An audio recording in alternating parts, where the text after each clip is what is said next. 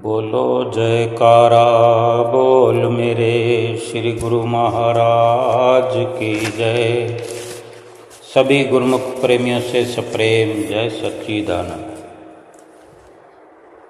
सतगुरु कितना पावन और कितना पवित्र शब्द है।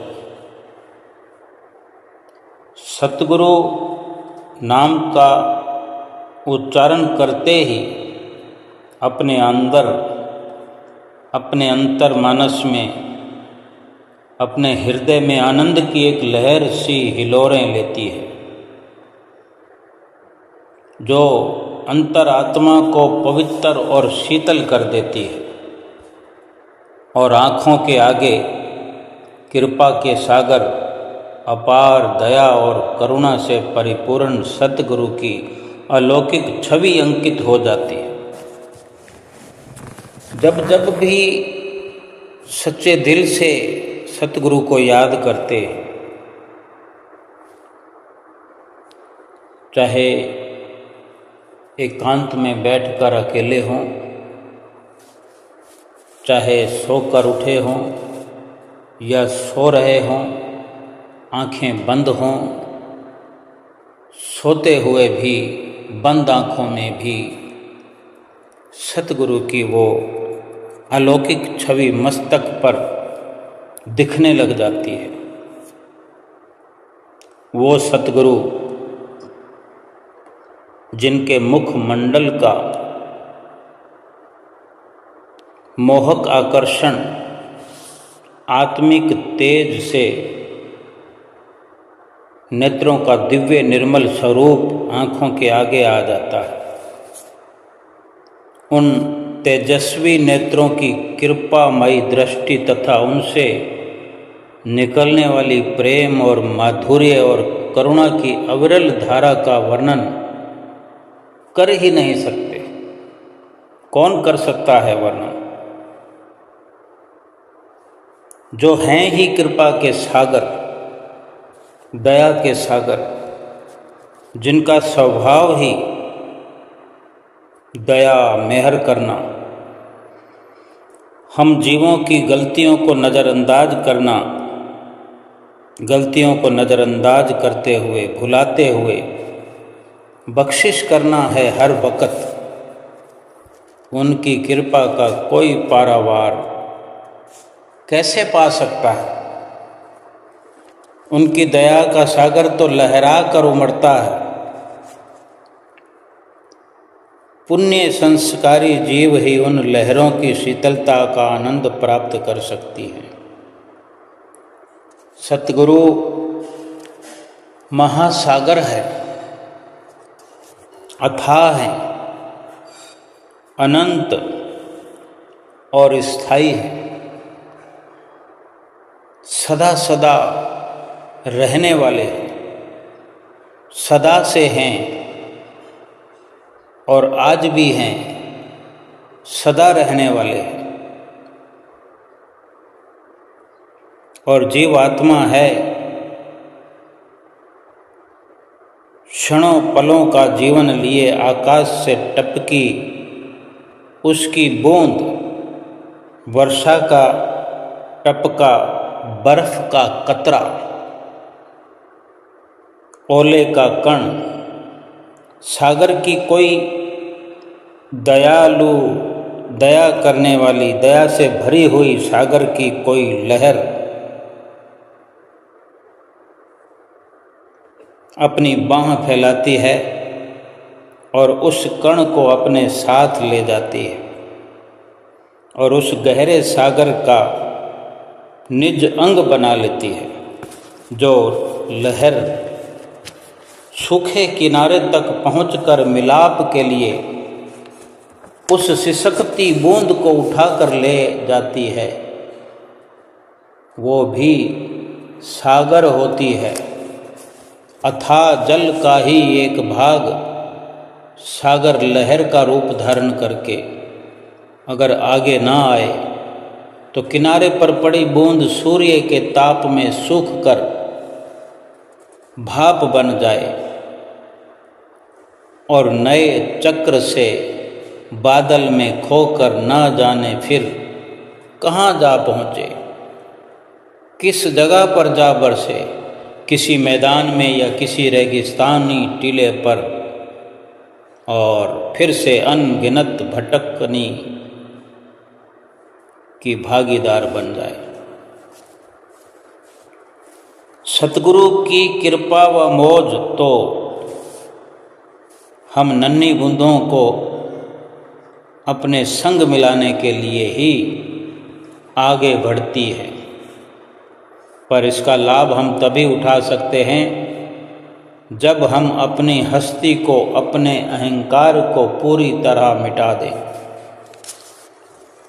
क्या हम अपने अहंकार को मिटाना चाहते हैं?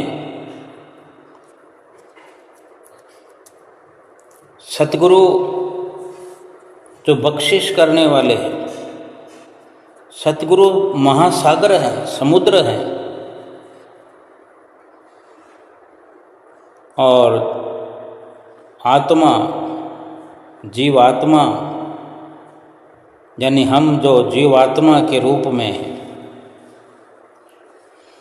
उसी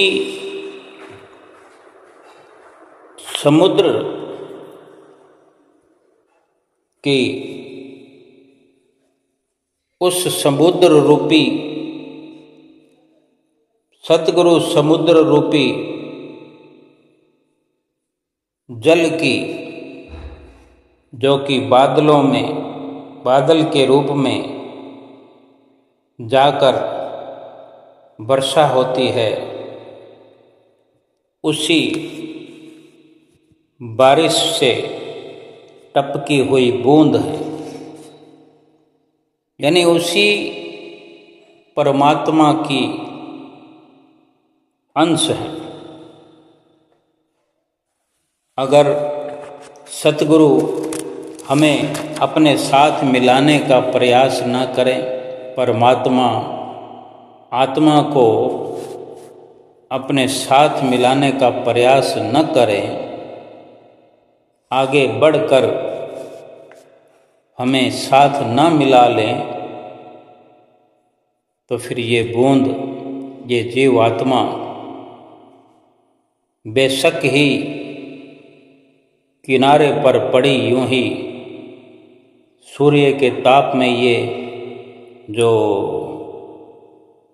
संसार की तपती आग कहें, मोह माया कहें, बिना सतगुरु की रहमतों के ये जीवात्मा फिर अनगिनती भटकना की भागीदार बन जाएगी। सतगुरु की कृपा और मौज ही हमें अपने संग मिलाने के लिए दया और बख्शिश करके, ये परोपकार उनकी ओर से होता है, पर इसका लाभ कोई कैसे उठा सकता है जब तक कि अपनी हस्ती को कोई मिटाए नहीं, अपने अहम को मिटाए नहीं। जिस तरह बूंद अपने अस्तित्व को ही मिटा देती है और सागर से मिल जाती है, हम भी तभी उस परमपिता परमात्मा से एक हो सकते हैं जब उसकी मौज में अपने अहंकार को, अपने अस्तित्व को पूरी तरह मिटाकर उसकी मौज में मिला दे। उदाहरण के लिए, उनकी कृपा की एक मौज आई और हमारे लिए कुछ हुक्म हुआ, पर हम अपने मन के बहकावे में आकर उस मौज को मानते ही नहीं और अपने मन के अनुसार ही कार्रवाई करते हैं, करते रहे और करते रहेंगे, मन के कहने पर ही चलते रहेंगे, तो उसका परिणाम क्या होगा? केवल और केवल भटकना, मन के कहने पर अगर चलते रहेंगे तो फिर से वो न खत्म होने वाली भटकना शुरू हो जाएगी। फिर से बूंद की तरह एक नए चक्रव्यूह में फंस जाएंगे। और यदि हम मालिक की मौज को, उसके हुक्म को दृढ़ निश्चय से स्वीकार करते हैं तो हमें भी ऐसे सुख की, ऐसे आनंद की अनुभूति होगी कि हम मालिक के साथ ही मिले हुए हैं, क्योंकि हम हैं तो उसी मालिक का अंश। परंतु उनकी मौज को मानना भी उनकी कृपा से ही हो सकता है। लेकिन कृपा का पात्र बनने के साधन भी सतगुरु ही हमें सिखाते हैं। उन साधनों की पालना करने का पुरुषार्थ तो हर सेवक का धर्म है। हमेशा मालिक की मौज के आगे, मालिक की मौज, मालिक के भाणे और उनकी आज्ञा में रहना ही सेवक का धर्म है। मालिक के भाणे का मतलब है कि मन में कोई इच्छा, तृष्णा उठनी ही नहीं चाहिए। जिसने मालिक की मौज पर ही रहना है, फिर अपनी मौज क्यों उठाना, अपने ख्यालात, अपनी इच्छा अंदर से अपने मन की मर्जी को क्यों चलाना। जब मालिक की मौज का मतलब ही है कि मन की कोई इच्छा, तृष्णा उठे ही नहीं। जो कुछ परमात्मा बख्शे उनकी इच्छा समझकर सच्चे हृदय से, सच्चे दिल से स्वीकार कर लेना चाहिए। क्योंकि हमें नहीं मालूम कि हमारे लिए क्या उचित है, क्या अनुचित है, क्या हमारे लिए सही है, क्या गलत है, हमारे लिए कौन सा समय आने वाला है, अगली घड़ी, अगला पल कैसा आने वाला है, क्या हम जानते? नहीं जानते। ये तो सर्वव्यापी अंतर्यामी सतगुरु जानते हैं, और केवल वही जानते हैं। गुरमुख जन तो मालिक की कृपा और उनकी हर कार्यवाही में आनंद मगन रहते हैं। चाहे दुनिया की नज़रों में सुख मिल रहा हो, पर वो इसे मालिक की कृपा समझता है। देखो, संसार में गुरमुख भी रहते हैं, मनमुख भी रहते हैं। सही मायने में गुरमुख का जो रहन सहन है, अगर उस पर कोई सुख की घड़ी है तो सुख उसको हजम नहीं हो रहा होता, बार बार वो शुक्राना कर रहा होता है। सुख को भी वो मालिक की कृपा समझ रहा होता है कि मेरे मालिक की कृपा है, और हमेशा ही मालिक की भजन बंदगी में मस्त रहता है। और अगर दुख आ जाए, दुख की घड़ी आती है, दुनिया को नजर आता है कि ये दुखी है, तो भी गुरमुख तो यही कहता है कि मेरे सतगुरु की कृपा है, इसमें कोई मेरी भलाई होगी। यानी दोनों ही अवस्था में अपने सतगुरु की मौज समझ करके समदृष्टा बनकर रहता है। संत नामदेव जी अपनी वाणी में कथन करते हैं, जो राज दे ता कवन वडाई, जो भीख मंगावई ता क्या घट जाई। क्या सुंदर वचन फरमाते हैं। हे परमात्मा, हे मेरे परम पिता, हे सतगुरु, तू मुझे राजपाट देगा तो इसमें मेरी क्या बड़ाई है। मेरी प्रशंसा की तो कोई बात ही नहीं है। मुझे तो तेरी महिमा ही गानी है, मुझे तो सतगुरु आपके गुणगान ही करने हैं। हे सतगुरु, अगर मुझे राजपाट भी मिल जाए तो मुझे खुश होने की क्या ज़रूरत है। मुझे तो भजन भक्ति करनी है, भजन भक्ति में मुझे लगे रहना है। और अगर भीख मंगवाएगा, अगर मुझे भीख मांगना पड़े तो मेरा क्या घट जाएगा, क्या नुकसान हो जाएगा। मैंने कौन सा अपने दाता का दरवाज़ा छोड़कर चले जाना है। क्या मैंने अपने दिल से सतगुरु का ध्यान हटा थोड़ी देना है। यानी तो भी चाहे दुख की घड़ी आए तो भी तेरे दर पर मैंने तो मांगने आना ही आना है, क्योंकि मेरे सतगुरु का ही ये दर ऐसा है जो देते देते थकता नहीं, जिसका दर हर एक के लिए खुला है। जिस प्रकार एक समुद्री जहाज के पक्षी का जहाज के अलावा कोई और ठिकाना नहीं होता,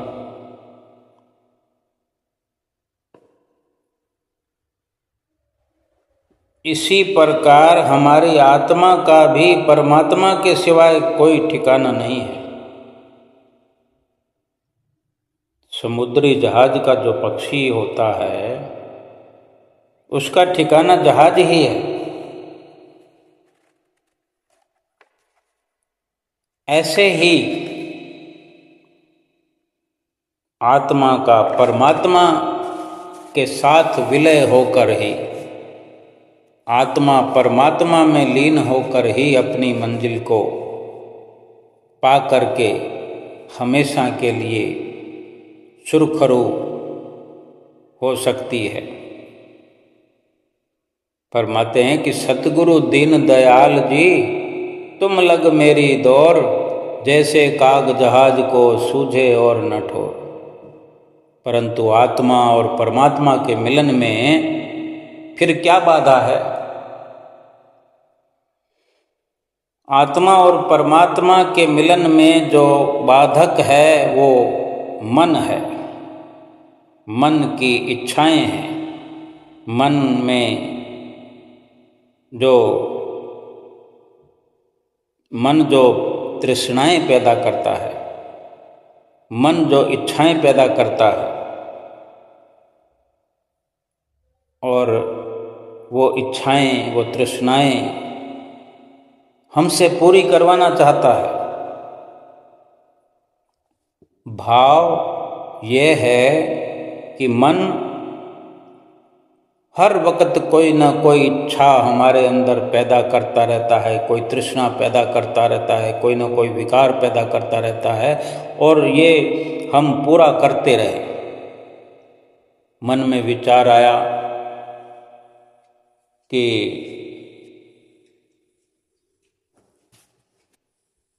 कुछ ये खाना खाना है, कोई नए फैशन का कपड़ा खरीदना है, मकान बनवाना है, इस प्रकार के और बहुत सारे इच्छाएं, कामनाएं हम स्वयं समझते हैं कि किसी न किसी उधेड़ बुन में इंसान लगा रहता है। क्या कभी इच्छाओं और कामनाओं का दौर खत्म हुआ है? जब से इंसान पैदा हुआ है इन्हीं कार्यों में व्यस्त है। आज अगर सुमरन का समय नहीं मिलता तो इन्हीं इच्छाओं और कामनाओं की वजह से हर इंसान को, चाहे स्त्री हो, पुरुष हो, बच्चा हो, बूढ़ा हो, हर कोई कहता है समय ही नहीं है। बचपन से ये रट लगती है कि समय नहीं है। खेलने कूदने से समय नहीं, पढ़ाई करने से समय नहीं। हर वक्त 24 घंटे कोई ना कोई बहाना हमारे पास होता है, तो कहीं ना कहीं इच्छाओं में उलझा हुआ है। बच्चा भी, युवा भी, स्त्री भी, पुरुष भी, बुजुर्ग भी, कोई न कोई कार्य तो कर ही रहा है। भजन सुमरन करने के लिए किसी न किसी कार्य को छोड़ना पड़ेगा, और ये जीव किसी भी कार्य को छोड़ना नहीं चाहता और भजन सुमरन कर नहीं पाता। लेकिन जो गुरुमुख प्रेमी भजन सुमरन करते हैं, क्या वो भी तो संसार के काम में उलझे रह सकते हैं? लेकिन वो जानते हैं कि मेरा कर्तव्य, जीवन का असली मकसद मन को, जो कि ये बाधक है,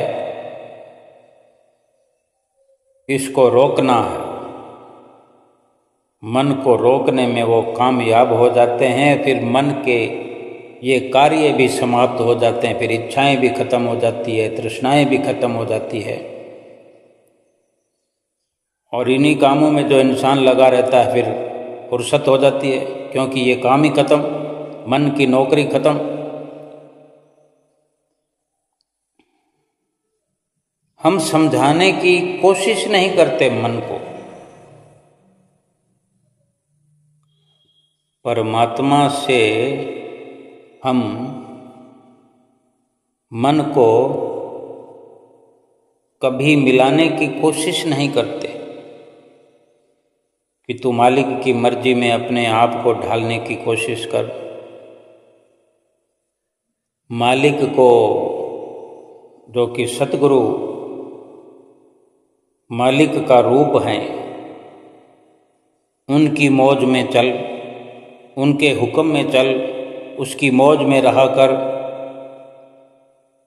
बल्कि दिन रात मालिक से ही प्रार्थना करते हैं कि ये सतगुरु मेरी ये बात मान लो, या ये काम ऐसे नहीं, ऐसे ज़्यादा अच्छा रहेगा।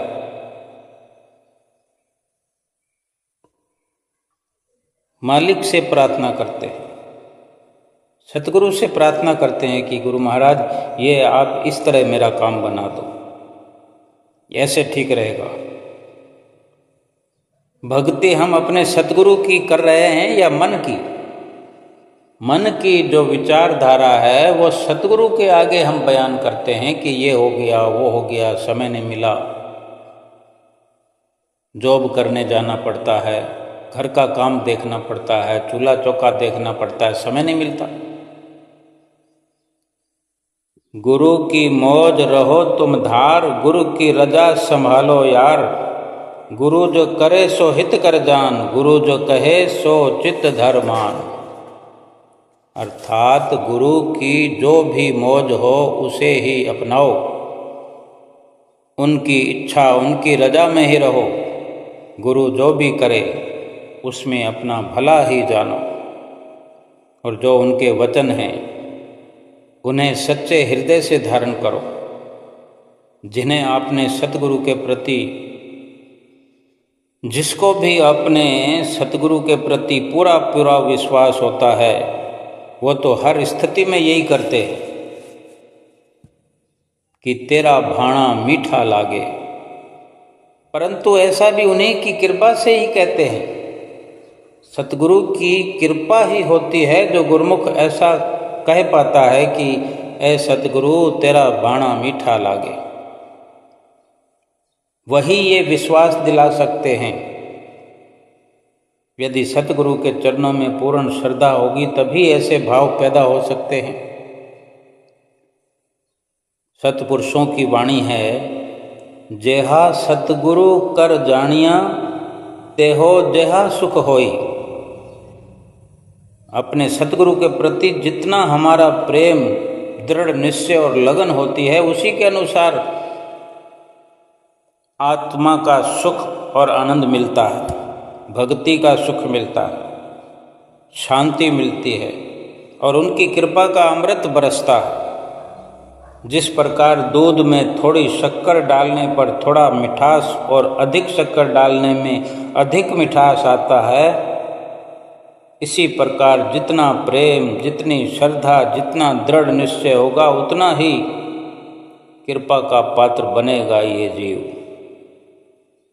मन निर्मल करने के लिए, हृदय निर्मल करने के लिए ये जरूरी है कि अपनी बुद्धि, अपने तर्क, अपने ज्ञान को अलग रखें, अपनी बुद्धि न चलाएं। एक फकीर का कथन है, एक फकीर ने कहा है, सद किताब व सद वर्क दर नार कुन, सद किताब व सद वर्क दर नार कुन। यानी अपनी किताबें और अपने ज्ञान को अपने हृदय से निकाल दे, अपनी चतुराई को, अपने शाणप को, अपना जो ज्ञान है, मन का जो तर्क है, अपने हृदय से निकाल करके बाहर फेंक और मालिक के प्यार से अपने मन को तरोताज़ा बना ले।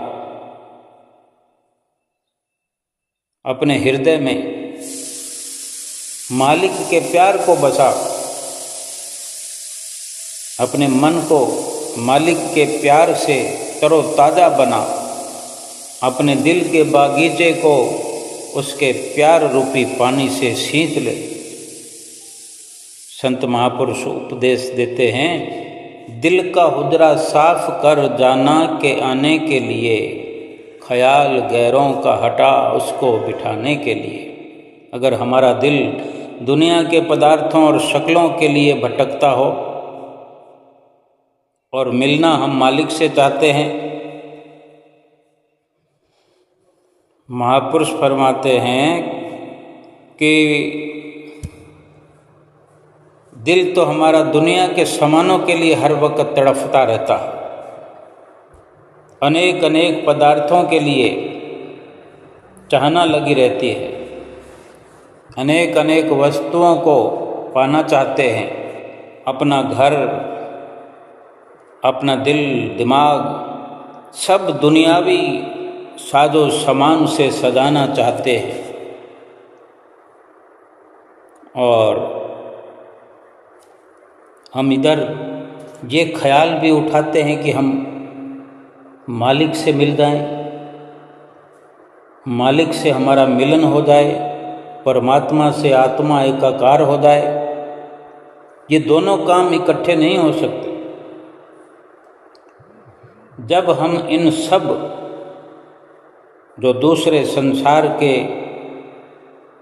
प्यार के लिए जो हम मुब्तिला हैं, सामानों के लिए जो चाहत बनी हुई है, जब तक इनसे छुटकारा नहीं पा लेते, संसार और संसार के सामानों के प्यार को दिल से निकालकर पूरी तरह से मालिक की ओर नहीं लगाते हैं, तब तक उनकी कृपा के अमृत का रसपान नहीं कर सकते।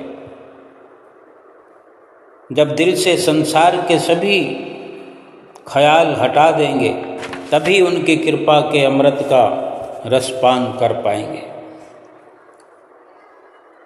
और उनकी कृपा क्या है कि घट में अपने प्रीतम का दीदार हो जाना, आत्मा जो कि जन्म जन्मांतरों से अपने मालिक से बिछुड़ी हुई है, उसका परमात्मा से मिलन हो जाना। जब अंतर में सतगुरु के नूरी स्वरूप के दर्शन होते हैं, तो उस मिलन की घड़ियों की रूहानी दशा का वर्णन साईं बुल्ले शाह ने बड़े सुंदर शब्दों में किया है। घड़ियाली देओ निकालनी, आज पी घर आया लालनी। घड़ी घड़ी घड़ियाल बजावे, रैन वसल दी पिया घटावे। मेरे मन दी बात जे पावे, हथों चा सट्टे घड़ियालनी। अनहद वाजा वजे सुहाना, मुतरिब सुगड़ा तान तराना। नमाज रोजा भूल गया दुगना, मद प्याला देन कलालनी। मुख वेखण दा अजब नजारा, दुख दिले दा उठ गया सारा। रैन वदे कुछ करो पसारा, दिन अगे धरो दीवालनी। मैनू अपनी खबर न कोई, क्या जाना मैं कित ब्याही। ए गल क्यों कर छपे छपाई, हुण होया फजल कमाल नी। टुटने कमान करे बथेरे, टुने कमान करे बथेरे, सिहरे आए वड वडेरे, हुण आया घर जानी मेरे, रहा लख वरे एदे नाल नी। बुल्ला शहादी सेज प्यारी, नी में तारन हारे तारी, किवें किवें हुन आई वारी, हुन बिछड़न होया मुहाल नी। इस आनंदमयी अवस्था में ही बुले शाह रहना चाहते हैं। वो चाहते हैं कि समय रुक जाए, वक्त ठहर जाए, ताकि उसका अपने प्रीतम के साथ मंगलमय मिलन सदा सदा के लिए स्थिर हो जाए। उनकी रूह पुकार कर रही है कि घड़ियाली को घर से निकाल दो, क्योंकि वो समय बीतने की सूचना देकर मुझे परेशान कर रहा है। ये जो घड़ी है जो समय बताती है, आजकल तो हर हाथ में घड़ी बंधी हुई है, हर मोबाइल में घड़ी है, बाइक में घड़ी है, स्कूटर में घड़ी है, कार में घड़ी है। संत बुल्ले शाह जी कहते हैं, जो कभी कभी कोई विरले घरों में घड़ी होती थी, कहते हैं कि इस घड़ियाल को, इस घड़ी को जो दीवार पर लगी है, घर से निकाल दो, दूर कर दो। ये समय बीतने की सूचना देकर मुझे परेशान करती है। आज मेरा प्रीतम घर आ गया है और मैं सदा उसके साथ रहना चाहता हूँ। मेरे अंदर अनहद शब्द का संगीत गूंज रहा है। इस संगीत के निपुण संगीतकार अर्थात भगवान सतगुरु के रूप में स्वयं आए हैं, जो इस संगीत को स्वयं बजा रहे हैं। मैं नमाज रोज़ा सब भूल गया, क्योंकि मेरा साकी अनहद शब्द की मस्ती बांट रहा है। उनके दीदार का अद्भुत नज़ारा है, जिससे सारा दुख दूर हो गया है। कुछ ऐसा करो कि रात लंबी हो जाए, रात के आगे कोई दीवार खड़ी कर दो, दीवार चुनवा दो रात के आगे, कि ये रात ख़त्म ही ना हो। मैंने अनेक जादू टोने किए ताकि घर आया हुआ पिया लाखों वर्ष मेरे साथ रहे। बुल्ले शाह कहते हैं, अब मुश्किलों से तो मेरी बारी आई है, बड़ी मुश्किलों से मेरी बारी आई है, अब बिछुड़ना कठिन है। इस प्रकार सतगुरु के नूरी स्वरूप का दीदार भी उनकी कृपा से मिल सकता है। जीव की क्या हस्ती, जो भाग्यशाली जीव अपने अहम को त्याग कर पूर्ण तौर सतगुरु के वचन अनुसार जीवन व्यतीत करते हैं, वही उनकी कृपा के पात्र बनकर ऐसे शाश्वत आनंद को प्राप्त कर सकते हैं। भाव समझने का यही है कि ये जीवन जो है पूरा, ये अवसर है। इस मस्ती में रहने का ये पूरा अवसर है, पूरा जीवन। अनहद शब्द की क्या मस्ती है। सुमरन के माध्यम से ही अनुभव किया जा सकता है, सुमरन के माध्यम से जाना जा सकता है कि अंदर में कौन से ढोल नगाड़े बज रहे हैं, कैसे अनहद की सुरीली आवाज़ है, क्या अनहद का रस है, क्या आनंद है। सुमरन करते हुए जो अनुभव हो सकता है, उसी के बारे में वर्णन संत बुल्ले शाह ने अपने अल्फाजों में किया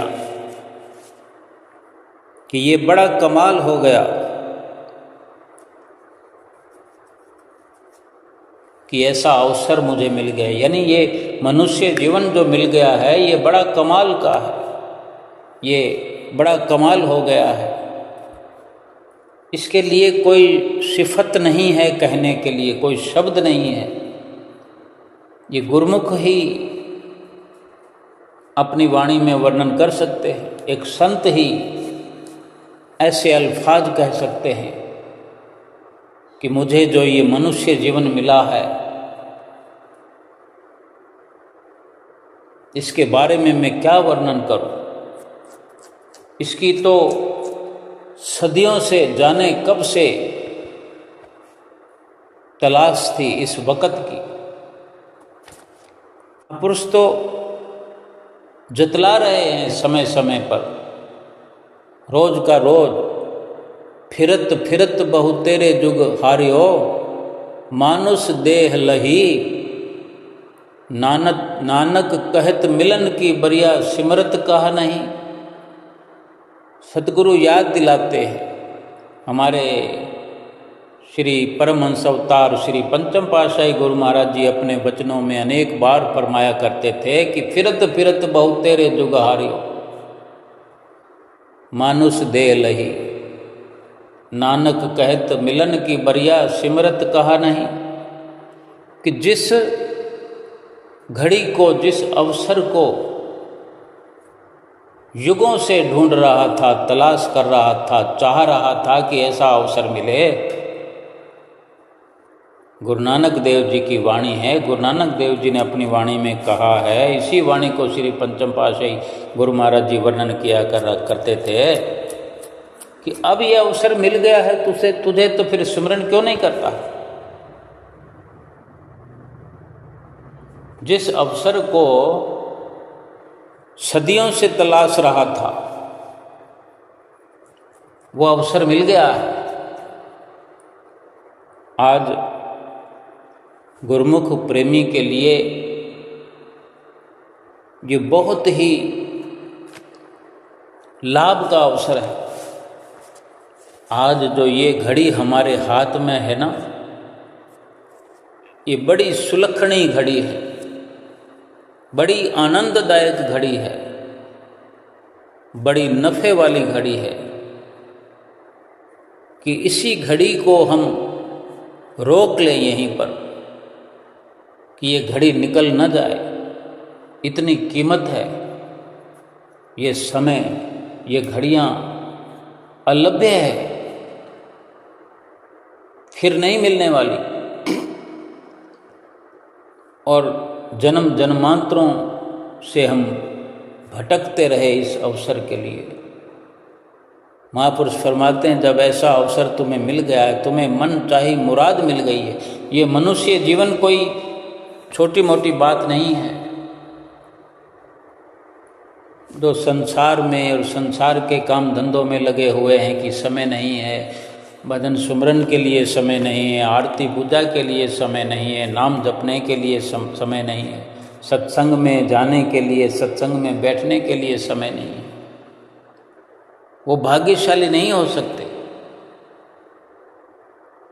जो सत्संग के लिए किसी भी प्रकार से निकल करके सत्संग में पहुंचते हैं, किसी भी कार्य को छोड़ करके, श्री आरती पूजा के लिए निश्चिंत होकर दोनों समय श्री आरती पूजा में अपना वक्त लगाते हैं। श्री दर्शन के लिए समय समय पर श्री दरबार में पहुंचते हैं और सेवा तलब करते हैं। सतगुरु के दरबार में, सतगुरु के चरनार में पहुंच करके सेवा की मांग करते हैं, सेवा का कार्य करते हैं। और इसी प्रकार भजन सुमरन के लिए वे अपने सतगुरु की मौज के अनुसार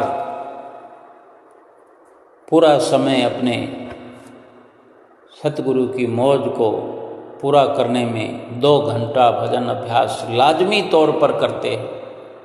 उनका कोई संसार का नुकसान नहीं हो जाता, उनका संस्कार लुट नहीं जाता, उनका संसार हरा भरा रहता है, उनका परिवार मस्त रहता है, आनंद में भरपूर रहता है। चाहे दुनिया में आग लगी हो, मोह की, माया की, जले जा रहे हों, लेकिन एक गुरुमुख प्रेमी का घर संसार ऐसे महफूज रहते हैं। सतगुरु की आशीर्वाद की बरसात उस घर पर होती रहती है। जैसे भगवान श्री राम और रावण का युद्ध हुआ तो हनुमान जी जब लंका नगरी में लंका को जब आग के हवाले कर दिया तो एक पूरी लंका नगरी में विभीषण का ही घर था जहाँ से राम नाम की धुन की आवाज़ आ रही थी। वही एक घर महफूज था। और अंत में भी हम सब जानते हैं कि लंकेश के नाम से एक विभीषण ही बाकी रहे, बाकी सभी का सर्वनाश हो गया। जिसने भी राम नाम की अपने दिल में अलख जगाई, जिसने राम नाम को अपने हृदय में बसाया, जिसने भी सतगुरु से नाम की बख्शिश को पा करके सतगुरु की मौज में रहकर अपना जीवन बिताया, उसका ये लोक ही नहीं बल्कि परलोक भी संवर गया। गुरमुख प्रेमी अपने जीवन को सफल करते और जो संसार के प्रेमी होते हैं, माया के प्रेमी होते हैं, ये लोग भी अपना बिगाड़ लेते हैं और बाद यहाँ से जाने के 84 लाख योनियों को पा करके जन्म जन्मांतरों तक भटक भटक करके दुखी होते हैं, ख्वार होते हैं और फिर न जाने युगों तक भटकते रहते हैं। महापुरुष बार बार आगाह करते हैं, बार बार समझाते हैं, हमारे ही भले की बात समझाते हैं, हमारे हित की बात बताते हैं कि भजन सुमरन करके, नित्य नियम करके अगर हम ये जीवन अपना सफल बनाएं 84 लाख योनियों से बच जाएंगे। अनेक अनेक यातनाओं से बच जाएंगे। क्या 84 लाख योनियों में रहने वाले जीव जंतु क्या हमें सुखी नजर आते हैं? क्या कोई कह सकता है कि इन 84 लाख योनियों में कोई भी ऐसी योनि है जो इंसान से बेहतर जीवन व्यतीत कर रही है? कोई एक योनि ऐसी कोई बताए कि ये एक ऐसी योनि है 84 लाख योनियों की जो मनुष्य जीवन से बेहतर है?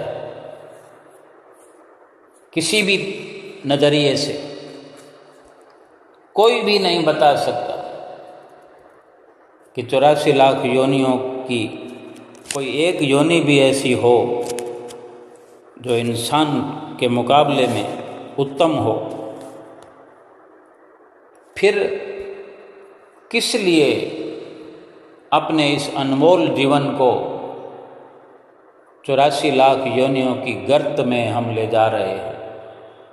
भजन सुमरन ना करने के कारण, सतगुरु की आज्ञा व मौज में ना चलने के कारण संसार में रहना मना नहीं है। संसार के भोग भोगना मना नहीं है। घर परिवार में बाल बच्चों का लालन पालन करना मना नहीं है। हर प्रकार से छूट है, लेकिन केवल इतनी ही ज़रूरत है कि सतगुरु की आज्ञा व मौज के अनुसार संसार में जीवन व्यतीत करें,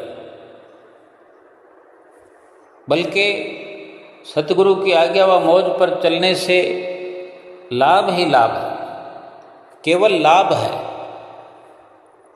संसार में जैसे जीवन व्यतीत करना है वैसे ही करना है। किसी जब चीज़ को पाबंदी नहीं है कि ये कार्य नहीं करना है, बस ये भजन बंदगी के नित्य नियम के जो सतगुरु हमें इनसे बांधते हैं, हमें उनसे जुड़ करके 5 नियमों की पालना को नित्य प्रति करें, 2 घंटे भजन अभ्यास करें। फिर जो संसार के गलत कार्य हैं वो अपने आप बंद हो जाएंगे। आजकल हम देखें, जब डॉक्टर के पास मरीज जाता है तो अक्सर बहुत कम परहेज बताते हैं, ज़्यादा बात भी नहीं करते, एक आधी बात बता देते हैं, लेकिन वो अधिक जोर यही देते हैं, उनको जो ये कहना हो वो यही कहते हैं कि ये गोली आपने रात में लेनी है, ये गोली खाली पेट लेनी है, और ये खाना खाने के बाद लेनी है, ये खाना खाने से पहले लेनी है। इस पर ज़्यादा जोर देते हैं, क्योंकि उन दवाइयों में इतनी पावर है कि फिर बंदा ठीक ही हो जाएगा। कोई एक आधी बड़ी बात जरूर वो कह सकते हैं। पहले के वक्त में अधिक परहेज करवाया करते थे,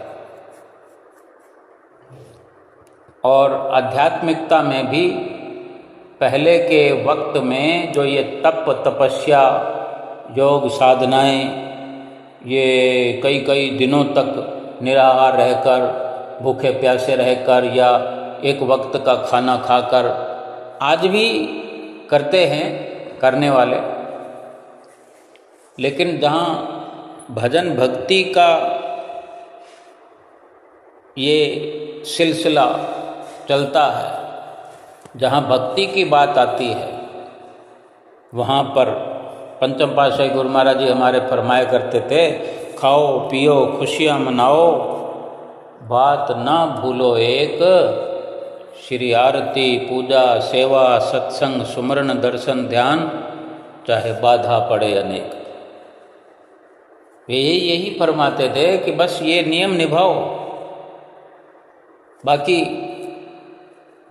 जो जी चाहे संसार में जो भी कुछ रचना हुई है वो सब इंसान के लिए हुई है, लेकिन इंसान किस लिए इस संसार में आया है वो सतगुरु हमें बताते हैं कि वो भक्ति करने के लिए आया है, और भक्ति करने के लिए ही ये हमें नियम बताए जाते हैं, सिखाए भी जाते हैं, और इन नियमों पर हमें चलाया जाता है। तो हमारा ये कर्तव्य है कि हम सतगुरु की आज्ञा व मौज पर चलें, अपनी मन की मौज को रोक करके सतगुरु की मौज में अपना जीवन ढालते हुए, और अपनी जीवात्मा को परमात्मा से मिलाने के लिए हर वक्त आत्मिक कल्याण में लग करके अपना जीवन सफल करें। बोलो जयकारा बोल मेरे श्री गुरु महाराज की जय।